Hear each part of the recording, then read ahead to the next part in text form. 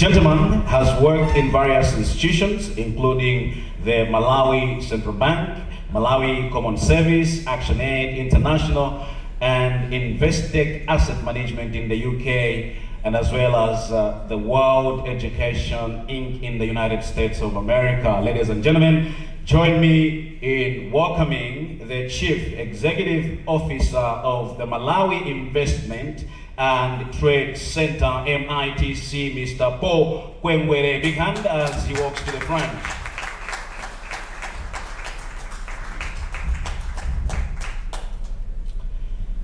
And joining next, ladies and gentlemen, is a man. Yes, you can choose to sit anywhere. Thank you.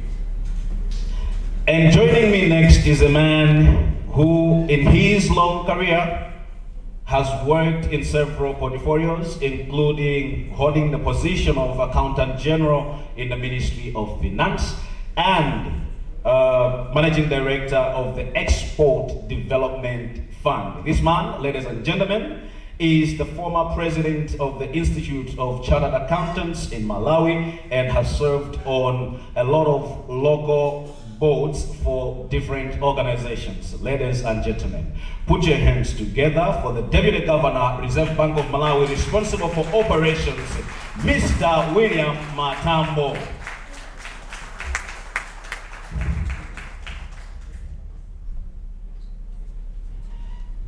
And finally, joining me again as well, is a man who is currently serving as the Trade and Facilitation Specialist for Malawi Food Systems Resilience Program, AGICOM 2, under the Ministry of Agriculture. His responsibility is ensuring that farmers maximize their revenue through market business linkages, and in collaboration with the Ministry of Trade, MITC, and the Competition and Fair Trading, and as well as Malawi Bureau of Standards, he is leading related reforms to promote conducive agriculture business environment in Malawi. Ladies and gentlemen, put your hands together for Mr. Dan Chilima.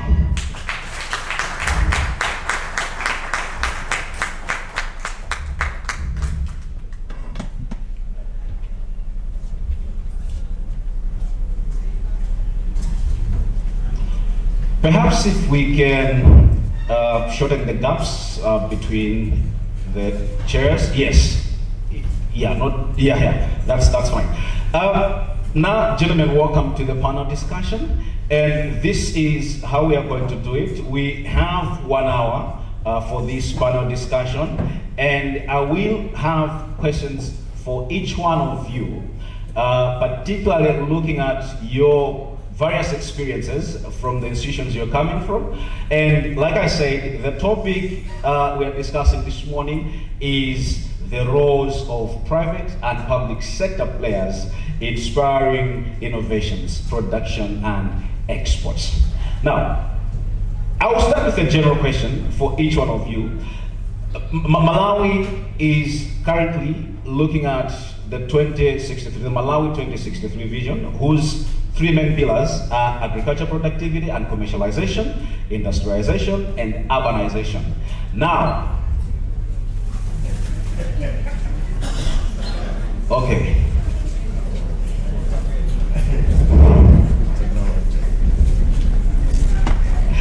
Now, for these pillars and their 7 enablers to be effectively achieved, there's a need for collective efforts. And right now, the country aims at moving away from predominantly importing and consuming nation to production and exporting strategies.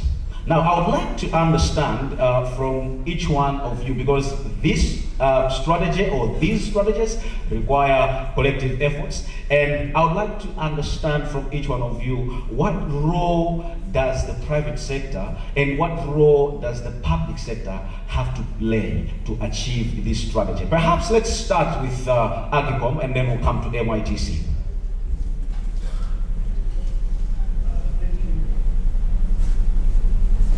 Thank you so much, Martin. And for this topic, a very thought-provoking topic. It's one of those that at AGCOM, as a part of the public sector, we take very seriously. Let me start by saying that AGCOM is positioned in the first pillar of commercialization in terms of agriculture in the Malawi 2063.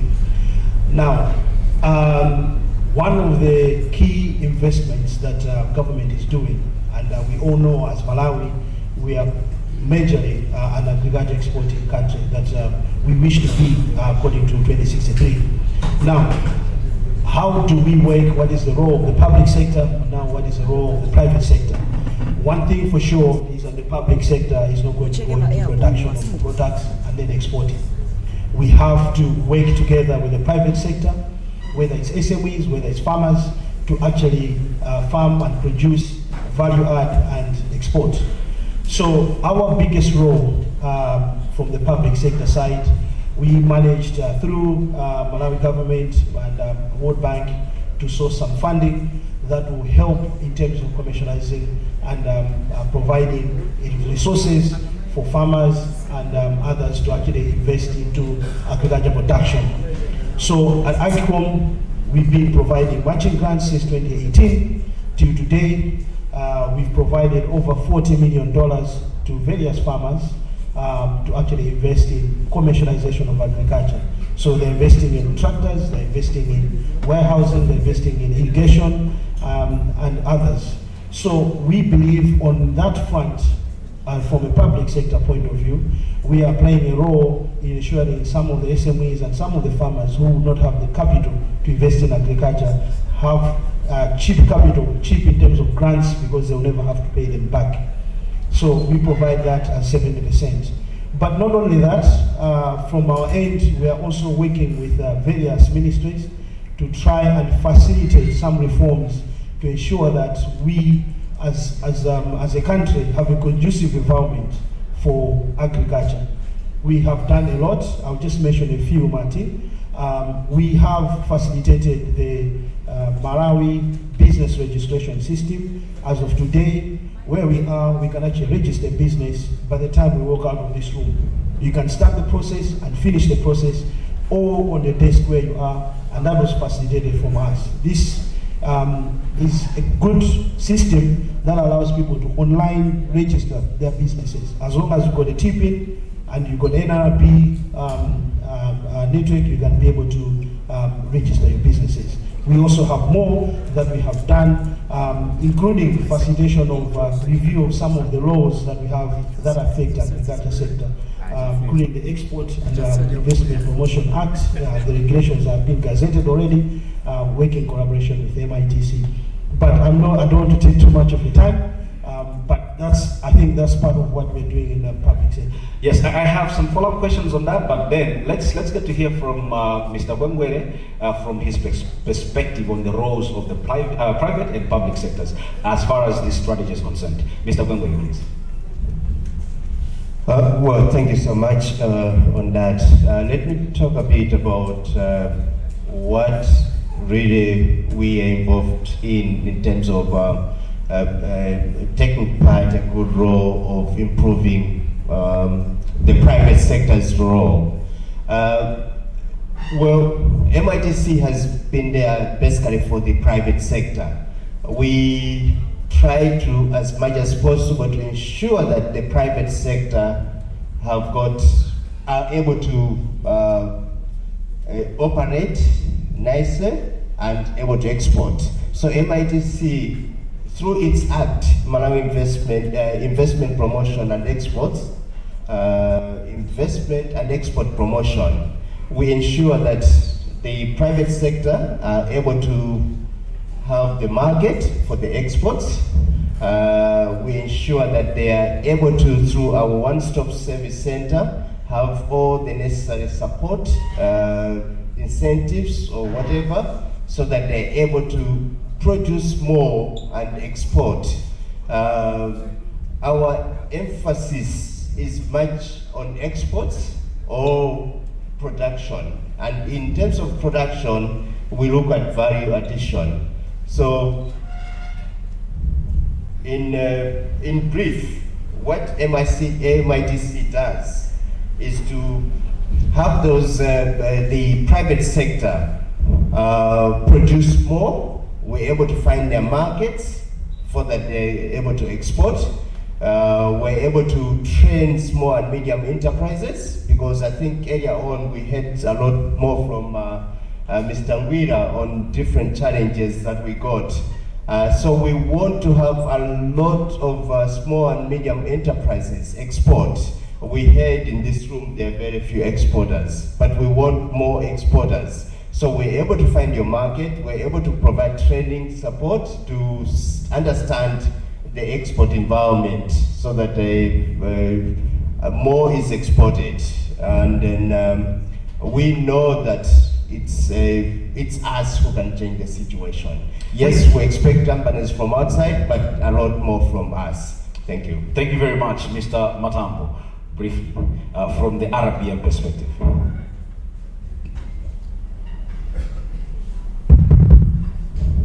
Thank you so much, Mr. Moderator. I think I will try to cover it broadly first and then try to narrow it. I must also say I unfortunately missed Mr. Ngwira's presentation. The last few minutes that I heard his presentation, I thought it would have been a very nice input into what we are about to discuss, but I'm sure you will pick it up from there. But I think knowing that I was coming to talk to procurement and supply specialists, I thought I should prompt their minds to say, if you were to give someone outside this country a contract to supply certain things, what would be the key issues that you look for from that supplier? I'm sure they are generic. And one of those things will be that you don't want to give it to someone who will give you this quality today, that quality tomorrow. You would want someone who produces consistently over a given period, isn't it? Imagine you are a maker of crisps.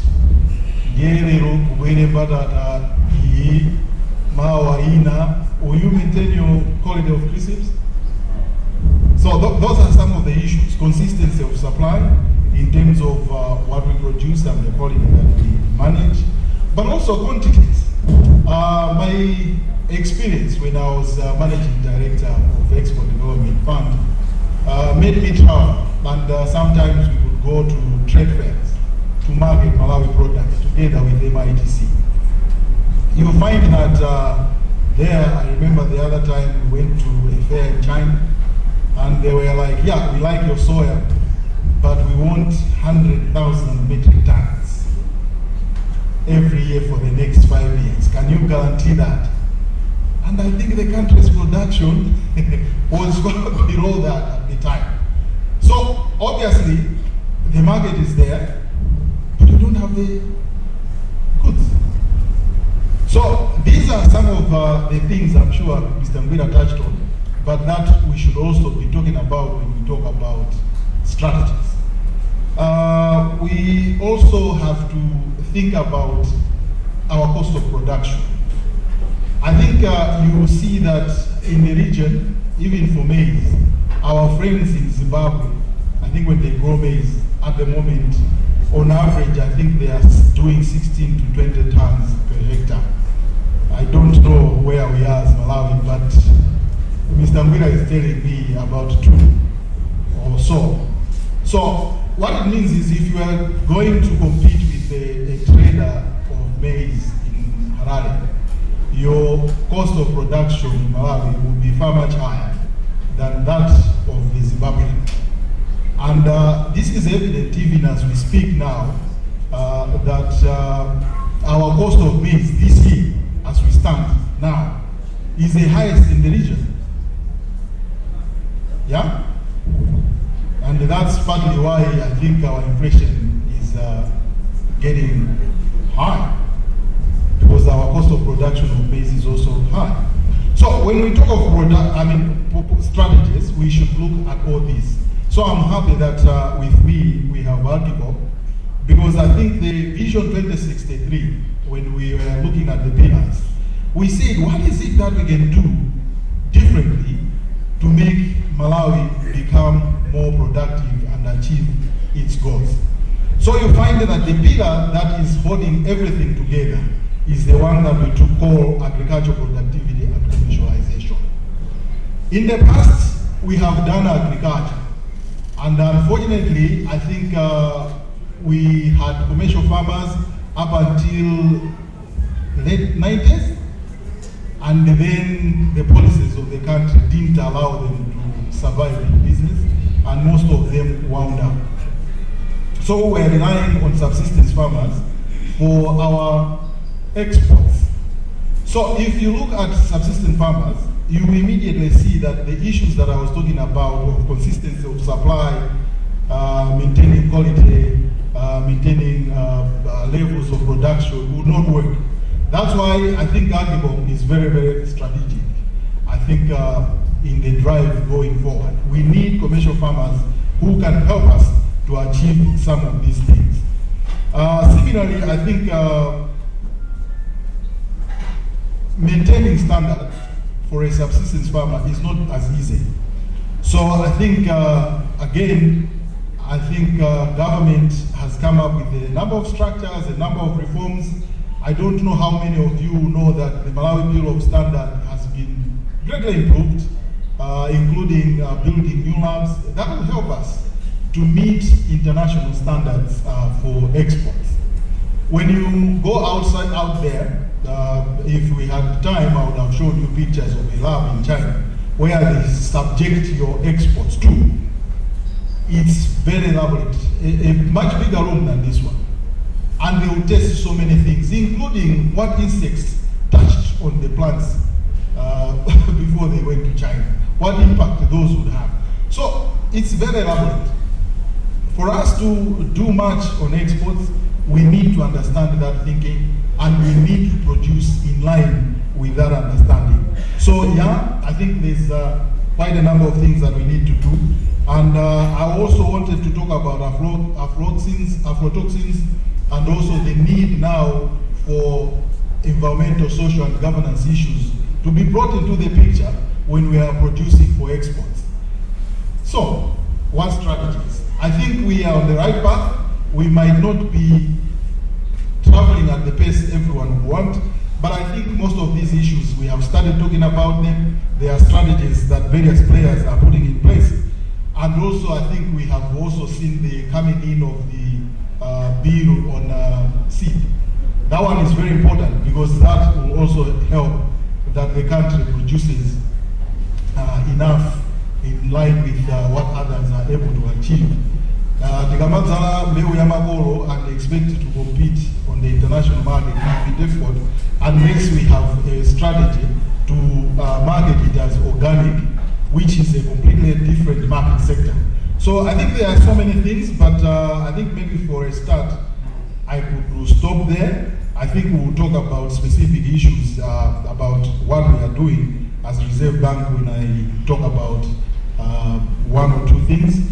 But just to say, Reserve Bank, I think, is facilitating ease of access to capital and also, I think, ease of doing business. I'll come to that because I have specific questions in that regard. But I want to get back to Daniel and Paul. Mr. Matambo here has touched on very critical areas. He's talked about the quality of the products, and then he's also talked about consistency in the supply of the product. Let's start with the agriculture. He says there are markets out there, but there's no product. There are markets out there, but there are no goods. Consistency is not there. And then at times when there's that supply, the quality is also questionable. He's talked about aflatoxins and other things. What is Agicom doing? What measures has Agicom put in place to support and improve access to international markets, considering the issues that Mr. Matambo has raised? Thank you so much. The first part that I want to comment on that is the issue of productivity. Because we can be consistent, but if our yield is so low then our cost of production is so high, we can never compete anywhere. So the first thing we're doing is to deal with productivity. The first 5 years of the AGCOM project was to do with productivity, ensuring that people are mechanizing, investing in irrigation to ensure that people can actually produce. And some of the yields that Ron talked about, that there's slight improvements, but it's still below par, are those improvements because of such investments. Now, what are we doing even more now on the same? We're investing $85 million on the irrigation. 6 irrigation schemes in Malawi will be operational in the next 2 years, and investing $85 million.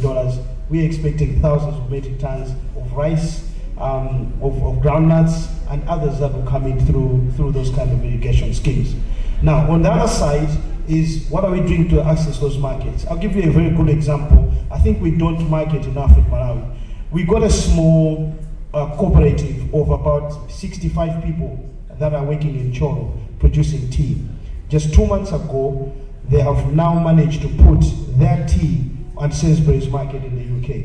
So I understand that despite all the problems and the Maramulokumi that Ron was talking about, he also mentioned that it is possible. We need to realize that it is possible. It is hard work. It's work that starts today, but we'll realize the fruits in 4 or 5 years' time. Now, what do we do? One key issue that I know Ron started to mention, but we didn't do it. There must be a deliberate policy for the whole of government to see to look, how do we ensure that our products in Malawi can get to these very good markets? We have programs that are designed, like AGCOM, that are for productivity, but there are other programs that will be looking at forestation issues and all those. We need to work together to ensure that we can actually manage to meet those standards and then get to those kind of markets.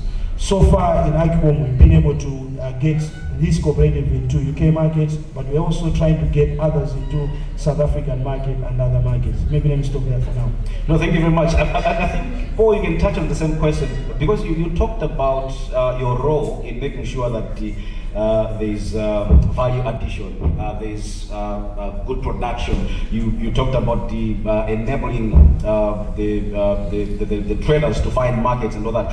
But what is it specifically that MITC is focusing on right now to improve the quality, to improve the productivity, and also facilitating the global markets? Well, in terms of the productivity, that's a very tricky question, because indeed, as my colleagues have mentioned, even Ron mentioned earlier on, when we go out there, when people see Malawian products, they're happy with the products. But then there are a number of issues that we face as a challenge. Of course, the issues like packaging, which is easy to deal with. But then the consistency. We've just managed to get soya into the Chinese market. The requirement that is there are just so many things. For the company, the first Malawian company to qualify, we had to go through, take videos for where they're producing, where they're processing, and then they had to analyze all that. And then they said, oh yes, because they want to know who are producing that soya, how it's being processed, and then in the next place, they want the soya to be going to China in a consistent manner, sustainable in a way. If you're going to be sending, let's say, 20,000 metric tons, it has to be every month. And it's not easy for Malawi, because we're producing just one season, and then most of the people who say they have soya, they only have during the rainy season. Now, in that particular case, we have this mega farm initiative by the government. What MITC has done, we've teamed up with the mega farms, and then of course Agcom is also there, they just mentioned it, to ensure that everybody who is producing key products that are there for export, they're able to produce 2 or 3 times in a year. So the first I think during the past year, most of the money from mega farms have been in investing in irrigation technology. So that's one way to improve production.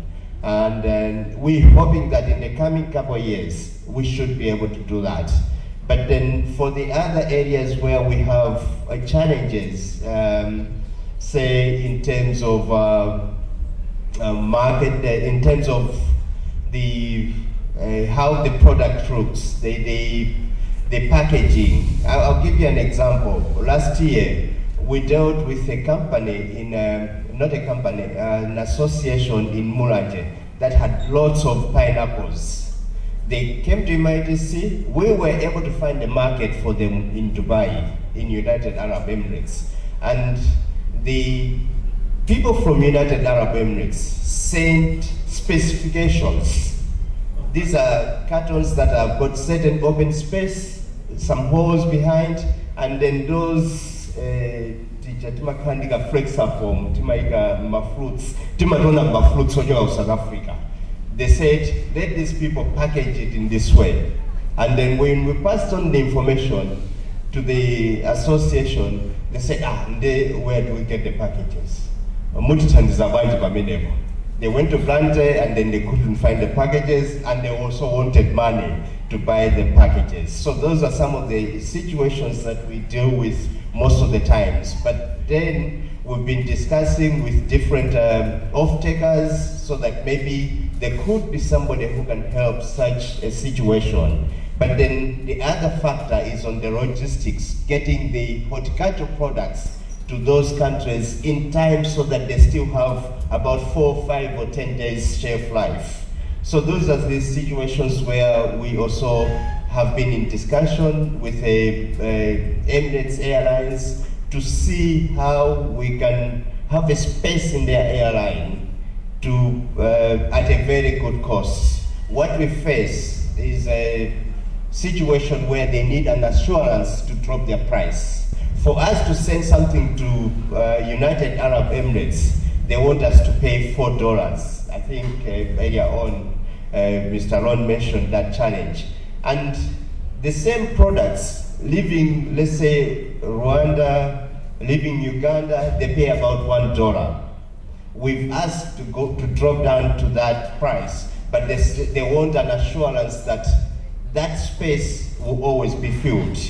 If we're going to take about, say, 30 metric tons in their flight, all the time, the 30 metric tons have to be filled.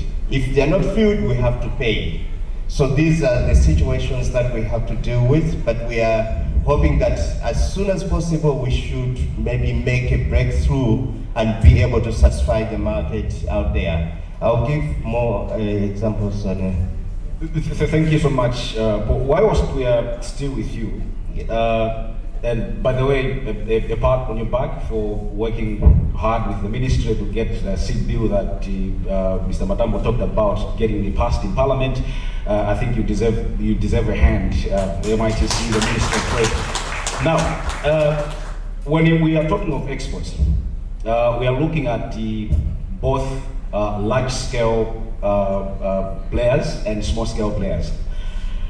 There is one impediment that comes with the bureaucratic red tapes when it comes to paperwork and everything, the processes. What is MITC doing? And perhaps you may also maybe touch on behalf of the ministry, if you may. What is it that the government is doing to streamline the processes so that we get rid of these red tapes? I totally agree with you on that. We know that people who want to export have to face rigorous documents. Sometimes have to go to 3, 4 departments, have to go to Ministry of Agriculture, have to go to Ministry of Trade and Industry, have to, well, MITC, sometimes they can come to us as well. But then for us, we only try to facilitate the process. We've tried to sit down with the people who are exporters to suggest different solutions. And I think quite a number of exporters attended those meetings last year, but yeah, towards the end of last year, to see how we can help, how this can be mainstreamed, can be lessened. It's a situation, sometimes some of those have to go through parliament, and it's not easy to have them changed overnight. And we are hoping that this situation will keep on improving. The challenge that is there most times is that both Ministry of Trade and Industry and Ministry of Agriculture try to also look at the market, the domestic market that is taking place. For example, in certain times you have sugar missing, and they have to put some maybe restrictions on the exports, some temporary restrictions on the exports. We've seen temporary restrictions on soya, we've got temporary restrictions on maize. So they have to take all those into considerations. Hence, sometimes it's difficult for the red tape to be cut so suddenly. So there are situations that we're looking into that to make sure that whoever wants to export, they shouldn't have all those hassles of going around different departments, filling the form at the CT1 form from Reserve Bank, which when I looked at it, we had a workshop and somebody from Reserve Bank was explaining how to fill the CT1 form. And just to explain, it took him almost 2 hours. Which means if I'm an exporter and I'm not very technology advanced, halfway the time I'll just forget it and say, well, let me try to find some other way. What Mr. Ngwira mentioned about trying to find tricks in Karonga or Chinji to get the goods out, which those forms are trying to stop that. We're hoping that sooner or later this will be maybe shortened so that somebody can easily get that, or we can have an office. We suggested that if we can have an office, for example, MITC can be the process where they can come and have the form filled through MITC officers or whichever officers in different districts, and then they go. And of course, the issue of standards. I think the Deputy Governor here mentioned quite at length on that, where we might have good standards in Malawi. But then out there, when you go into the European market, the Chinese market, they have extra standards. And sometimes most of our goods would not qualify for those, would not go through those standards. And we are trying to work together with MPS to ensure that those standards are up to date and then they are accepted by the different standards organizations worldwide. Thank you very much. Let's get now to the Central Bank. Mr. Matambo, perhaps if you could take us through the initiatives that the Reserve Bank of Malawi is undertaking to ensure that there is easy financing for the exporters. Well, thank you so much, Martin.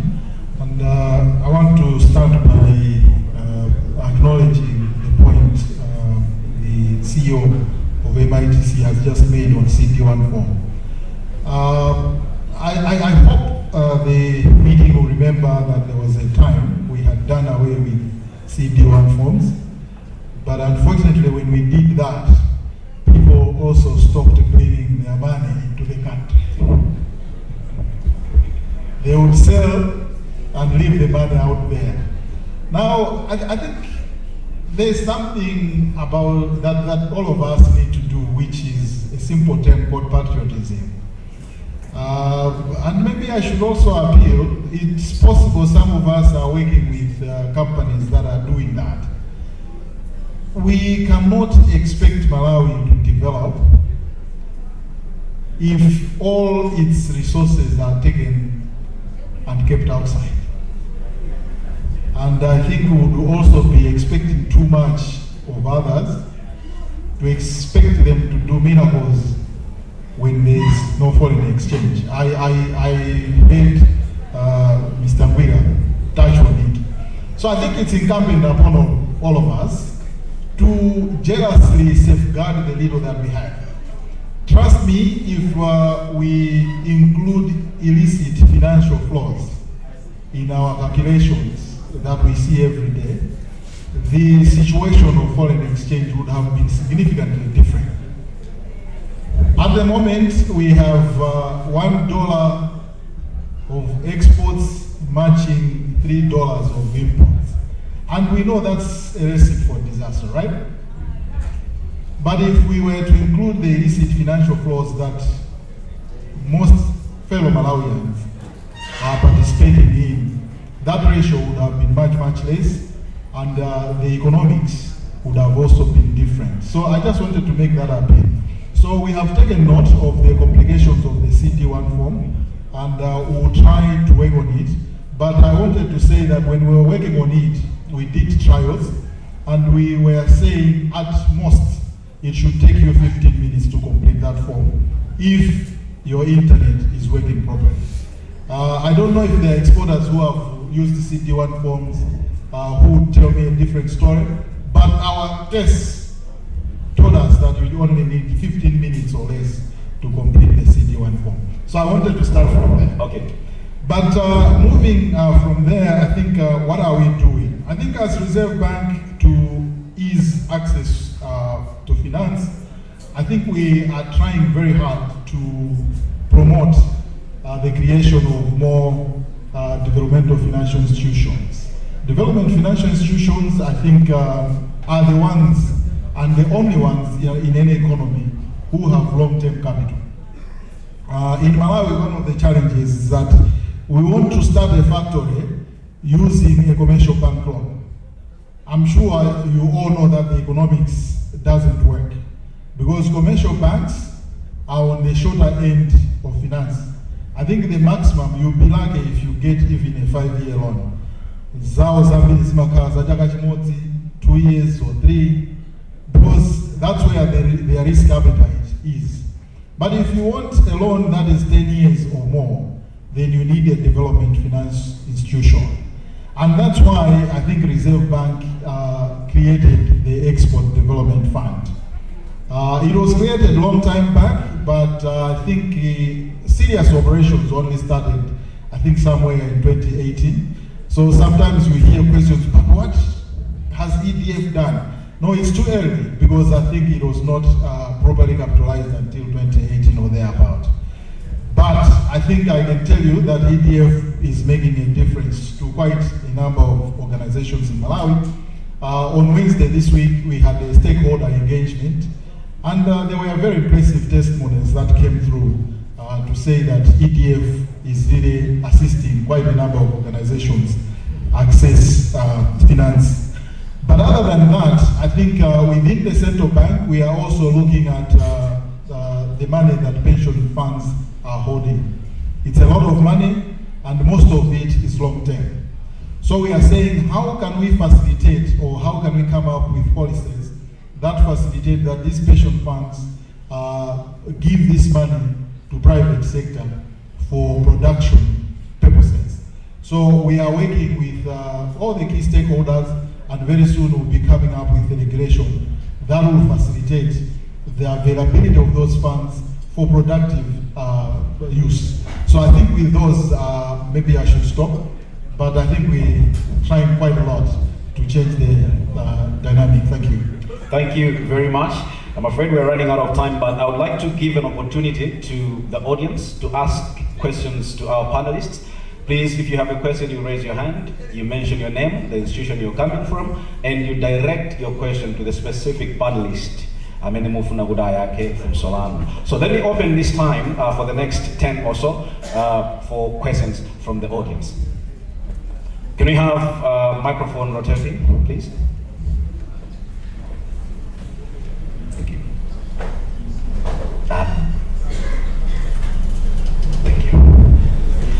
Any takers? Questions from the panelists?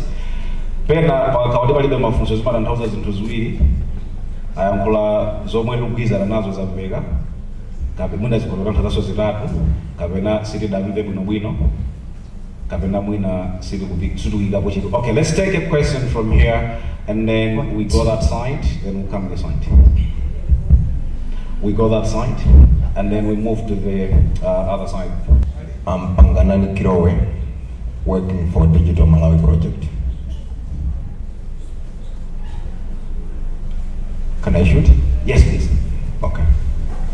Yeah, the Reserve Bank of Malawi has put stringent measures that are making it almost difficult, not only to export, but even to bring back home the proceeds of the exports.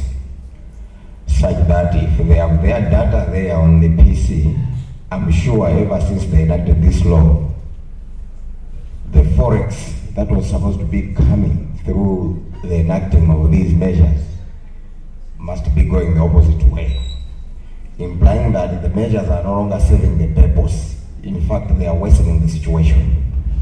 Most of the exporters are preferring to have the money out there and not bring it back here.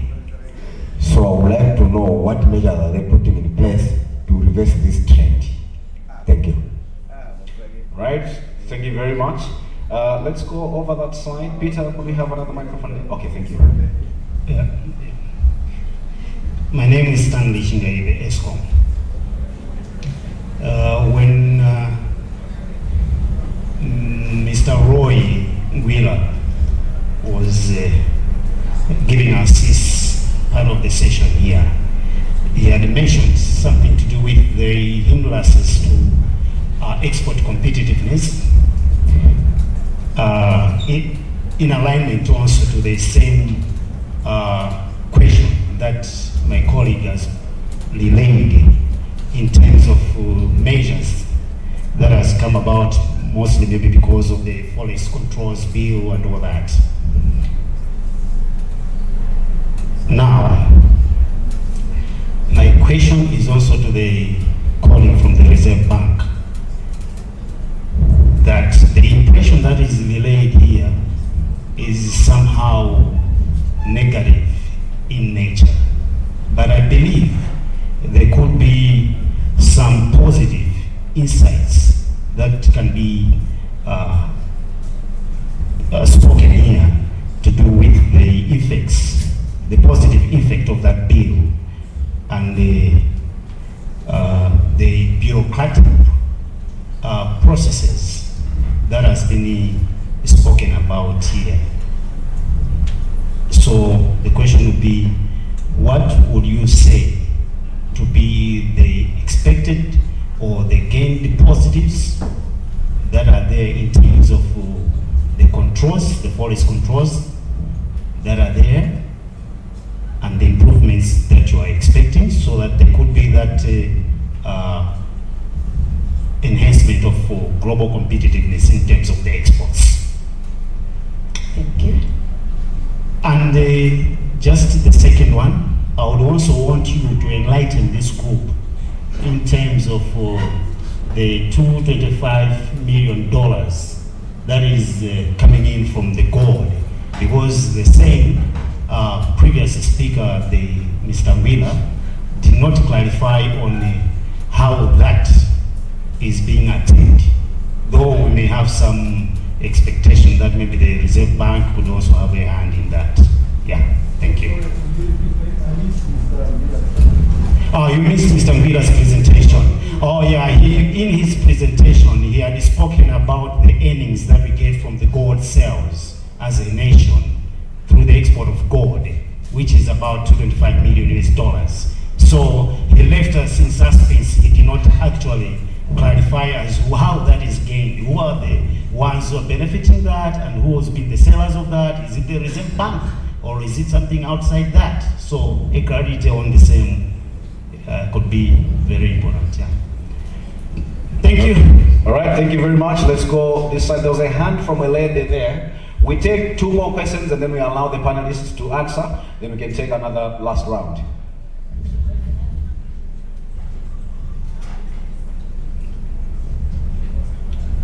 My name is Catherine Gambi. I'm from Malawi Epidemiology Intervention and Research Unit. My question goes to the middle panelists. Is about the exports. You've mentioned that in your discussion, you've mentioned that you're training the SMEs about the export environment, and you've also talked about some of the challenges, being one of it being the logistics. And my first question is, what measures have you put in place to deal with this challenge of logistics?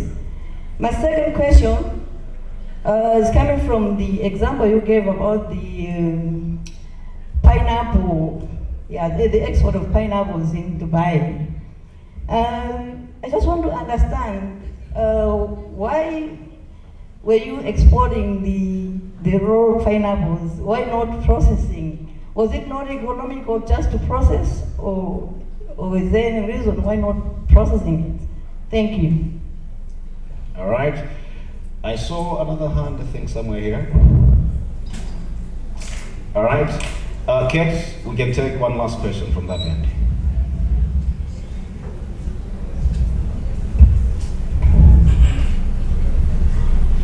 My name is Horace Nyasulu, Umonzi Park.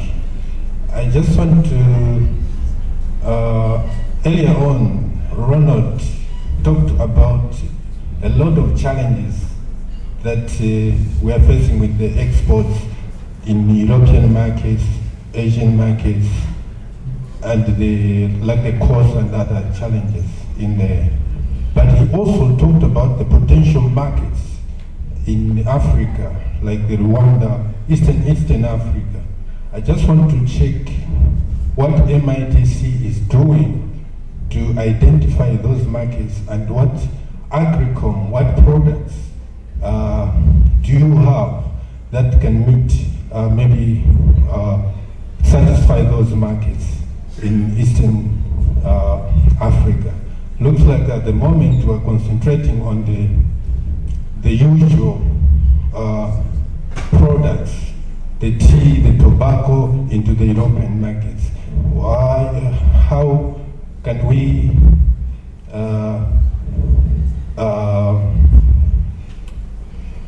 looking at these Eastern markets, maybe take more, since you're talking about lots of population in those areas, maybe it's a high time we do look into those markets. Thank you.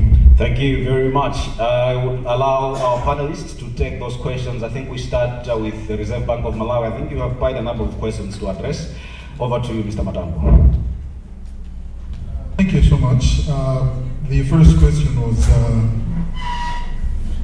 quite a number of exporters are preferring to give money outside the country. I think when I was speaking earlier, I talked about a word called patriotism. I think even in the Bible, for those who go to church, I think they say, give to Caesar what belongs to Caesar. Of course, it related to taxes, but this also relates to exports. The issue here is that as a country, I think we have tended to enjoy more doing things informally. And if we are not very careful, one day we might not have an economy. Because the economy is built on fundamentals. And those fundamentals include the fact that what gets out of this country should get back.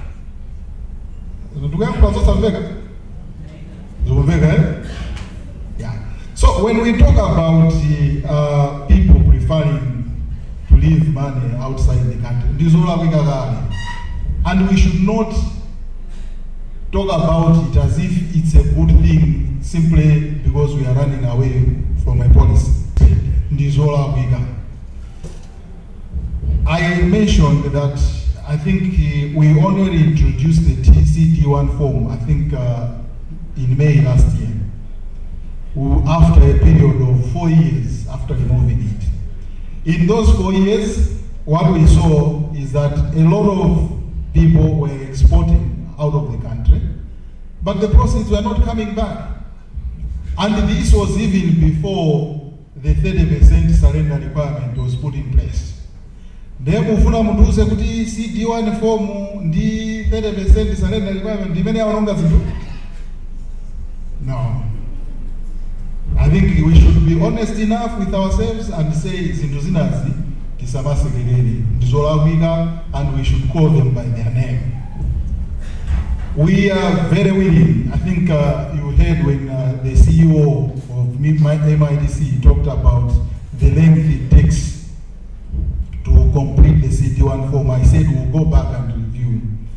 I think that's the way to do it. If there's something wrong, let's discuss. I think there's always room to correct. We don't possess all the wisdom in the world. I think we are very keen to listen to all of you to improve things. Yeah, so I think if there are challenges, let's discuss, but let's not formalize an illegality under the pretext of Malamulu. I think it is all I That would be my quick response. On the positives, I think the controls that we are talking about, we have seen now that out of all the exports that are declared, and mark my words, I'm saying that are declared, because like Mr. Ngwira has said, Palenano, Sao Magina complete form in Ilionse, and because of our porous borders, they take the goods outside the country without declaring. Komano, out of that which is being declared, we are now getting back 93.6% of our export proceeds. Isn't that a positive?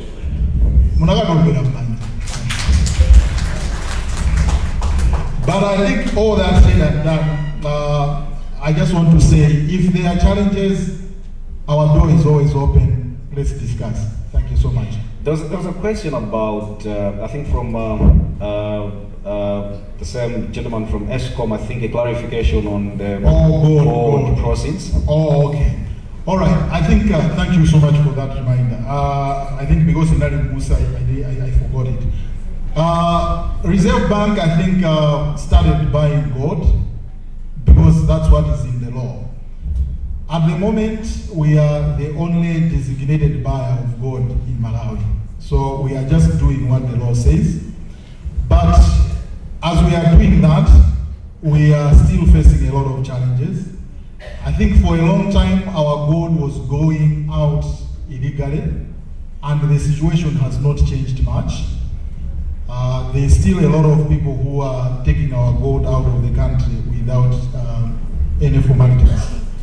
But we are working hard, and now we are involving the law enforcement agencies to help us so that we can buy as much gold as we can.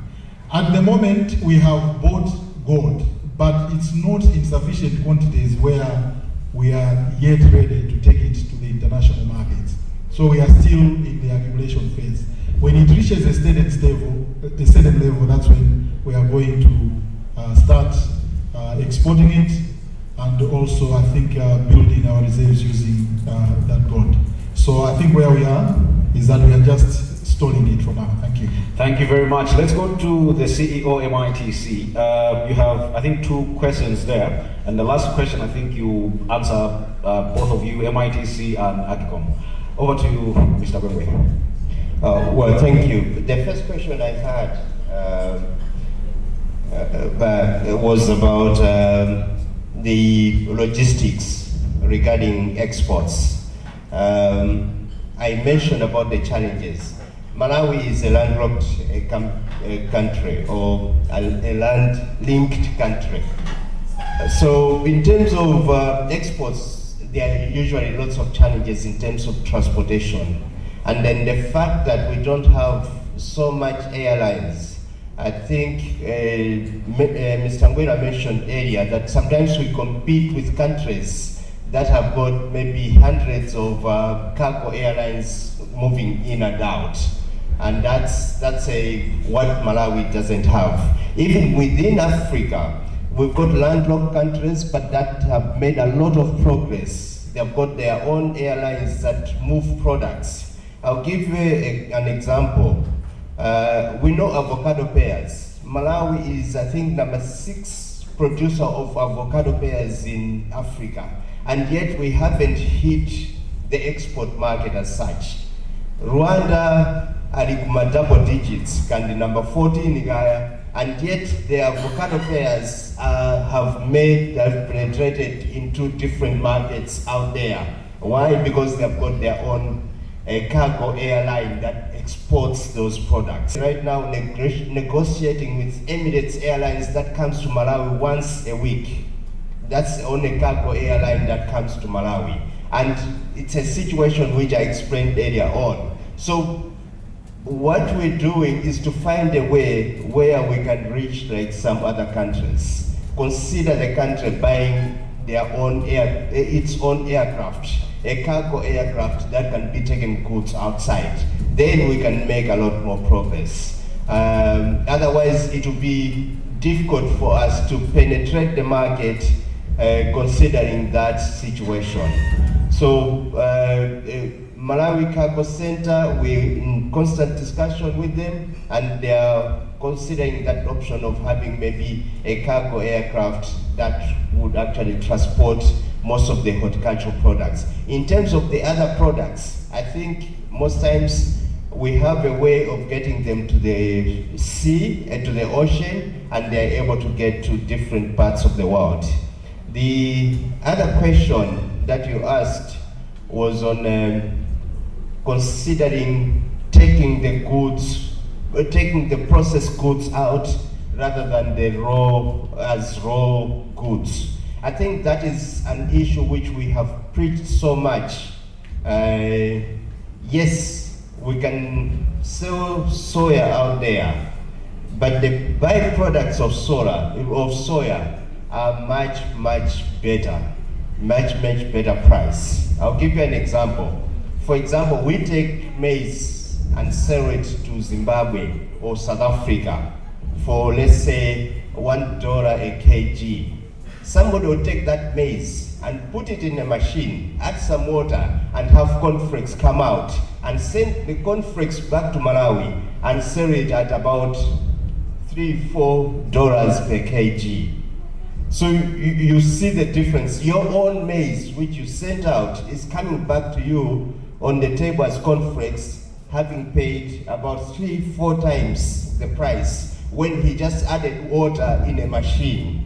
That's something we can do on our own.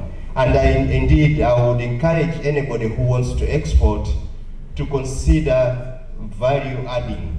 Our rice is very good out there. In Zimbabwe, it's like a hot cake. When they hear Kitombero rice, when it goes into the shelf, it goes like hot cakes. And that's what we should be able to produce. Already packaged, it goes out there, it gets clean. Malawi gin is a hot cake in Zambia, South Africa, everybody wants it. So we should do that. But then we can't stop somebody who's coming up and saying they want to export something, a Malawian company, they want to export something, we shouldn't stop them that they can't export because they have to do value adding if they've already found the market. But we encourage that they do that so that they gain much more money. The third question, the third question was trying to find the market. When I mentioned that we have market, I meant everywhere. We've got markets. If you visit our website, you get a list of Malawian products, the companies that want those products, whether in Africa, within the region in Africa, whether in Europe, whether in the Far East, in Middle East, we've got all those companies available looking for those products. Visit our website, follow us on social media, you get that information. When you get that information, get hold of us so that we can help you provide more information and help you do some due diligence on those companies. We've had situations where, international marketing is tricky. You can have people who claim that they want products, but then you start dealing with them, they want the products and they don't pay you. And therefore, so some of them have complained that Malawians have done equally that. They request money, an advance of money, but they don't send the products. So we want us to be in good books either way. And let me just mention, sorry moderator, maybe one more thing. MITC is also the implementer of another act that just came into being beginning of this year, that Special Economic Zone Act. Now, Special Economic Zone qualifies certain places where you can have either industrial park or special economic zone, and some of these special economic zones will actually just be dealing with products that are ready for export, processing products that are ready for export. We've got 4 right now that are in the verge of development. We've got 2 in Blantyre, 1 in Chikumura and 1 in Matindi. And we've got 1 in Nirongwe at Magweru as we're going to the airport. And we've got Dunduzu in Nzuzu. All these special economic zones are on verge of being ready. It's like that soon we'll have, somebody can start a company. You just need to go there. Everything will already be there already. We've got ESCOM has already put in electricity, for example, Chikumura. Water is already there. What we need, we might even put some factory shelves where if you buy a machinery, that would be, let's say, processing, for example, soya or into soya milk. You just have to go and plug in and start operating. That way, you've got the products. Then certain, some of these special economic zones will have a direct route all the way to export. For example, the Magweru Industrial Park, which is in Lilongwe, it will have a dry port within Magweru, such that some of the products for export production will move just from Magweru Industrial Park all the way to wherever you're exporting, whether it's South Africa, Zambia, DRC, or Far East, or in West Africa. We've got a market, by the way, in the Gambia. They want broken rice. Thank you very much, Dan. The last question, I think they touched also on Agricom. What are we doing to satisfy the markets in East Africa? And as you're answering that question, I'll also give you an opportunity at the end of that question to give us your parting shot. Thank you so much. Let me speak in my mother tongue so that I hit home. Misiga sivuto ndiyo sayamba. Kulibe chimene tingapange produce kumalawi kuno chimene sitingagulitse kunja. That's not a problem. Our problem in Malawi is not finding markets. There are markets you have heard in the newspapers. DRC akafuna ufa tinakanika. You have heard Africa tinakanika. Somalia, bwana akambaza ku China. I've been in offices where Dubai, I've told them kuti ku Malawi the most we can produce soya is 150,000 tons. He says he uses that 150,000 tons in 1 month. That's his factory capacity for 1 month. But as a whole country, that's what we produce. Market is not a problem. Our problem is, can we produce at the right cost, at the right quality, and get the product to the market at the right time for the right price? That is the problem. So, when we are all working together, let us ensure that we are hitting those moments. Can we produce at the right cost? That's where Agricom is coming in to say, can we mechanize? Can we irrigate so we produce more? Can we use the right seed, the seed bill that is happening? Okay? There are all these kind of interventions that are happening to try and correct productivity issues. And we all need to be part of that. Now, to answer the question of the Eastern market, there's a lot we can send to the Eastern market, but can we get there at the right price and at the right quality? We are already supporting Malawi Bureau of Standards with an 8 billion laboratory in Lilongwe, where they'll start building it in the next 3-4 months to try and get the farmers closer to their laboratory so that they can test for international markets. We have already supported them. They are now accredited in about 5-6 scopes to be able to, that certificate will stand in Dubai, it will stand in USA, it will stand in a lot of global economic markets. So we are sorting a lot of things. To finish off, to hit home, and I'll also speak in my mother tongue. Us as Malawians, including me, we need to learn to chase money. All of us in here, somehow, probably 50%, we do agriculture in one way or another. I've just mentioned here, we have free money and grants. Not a single question came on how do I get that money in my pocket. We are all looking at the challenges. We are busy now. These are important questions. But let us not forget, we all need money. Because if I ask in this room, who says that I have got money in this room? There will be very few, if any. We have already mentioned, Ron asked how many people are exporting in this room. There are companies, there are about 100 companies represented here. Only 4 are exporting. You know why? The other exporters are not us Malawians. Thank you, Daniel. I think Thank you so much. Let's end it there. Daniel is around if you need to get more information on how you can access Agcom financing. Daniel is around and he can clarify, give you guidance. Paul, 30 seconds, your parting shot. Okay, thank you. Ningo Wales as menonena Daniel. Misika ngambwi. That's we get market. Malawian products are very good. In terms of quality, I would say that we already have that, but it's our productivity. We need to improve on that productivity, improve on the quantities. And then the other issue I wanted to mention, people who reach out to me and say, MITC, you like foreign investors? No flying bank dispute that. If it might say number one, Akara Malawi. I'll give you example more yama incentives. Ngati in mufuna mubange pali ma products ma services angapo amenali ngati high priority to the government. Agriculture and agro processing is one of them. Energy is the other.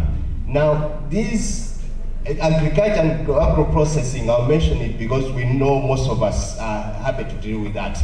If you go into agriculture and agro processing and you invest over equivalent of $500,000, come to my office. I'll be able to give you 10-year tax holiday. Up to 10-year tax holiday. For foreigners, the same thing. Ngatanga bangi invest in agriculture processing, I'll ask them to invest $5 million for me to give them a 5 or 10-year tax holiday. So you see how much we value Malawians. Thank you very much, Paul. There you have it. Please make a date with MITC and tap from those opportunities. Let's go to Reserve Bank of Malawi, Mr. Matambo. 30 seconds, your parting shot. Well, thank you so much. I think there were 2 things that we didn't mention, but maybe the first one. As Malawians, tima julutsa negativity. We have opportunities, but we focus more on the negatives. Ngarababa tikamba za exports, we built much on why we can't, instead of focusing on what we can do differently. So, kantima kamene kaka kahutipweteka as a country.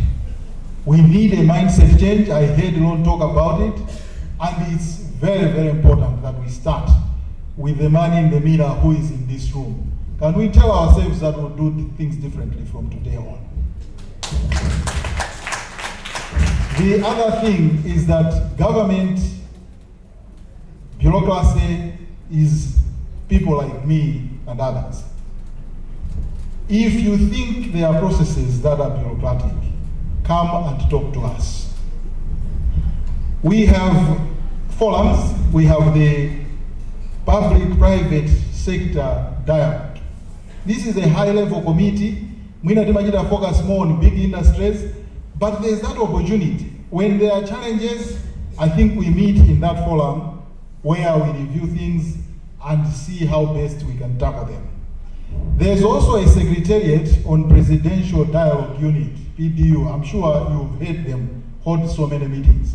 If you also think kuti anhawawa akongolankhula sawa kutithandiza, go and report that institution, even if it's Reserve Bank, to the PDU kuti awawa timafuna atabanga zako tikoma sawa pa.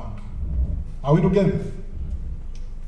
That is the way we will try and start making a difference. So it all rests with us, it starts with us, and it ends with us. Malawi will not be developed by any other person besides ourselves.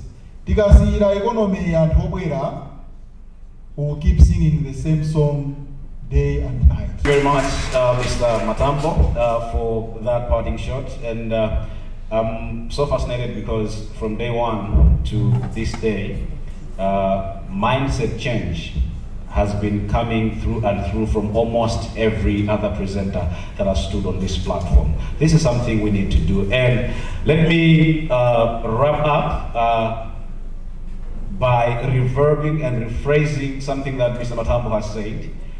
All come, let us reason together. If there are issues, let's come and reason together. Thank you very much. Another round of applause to our panelists.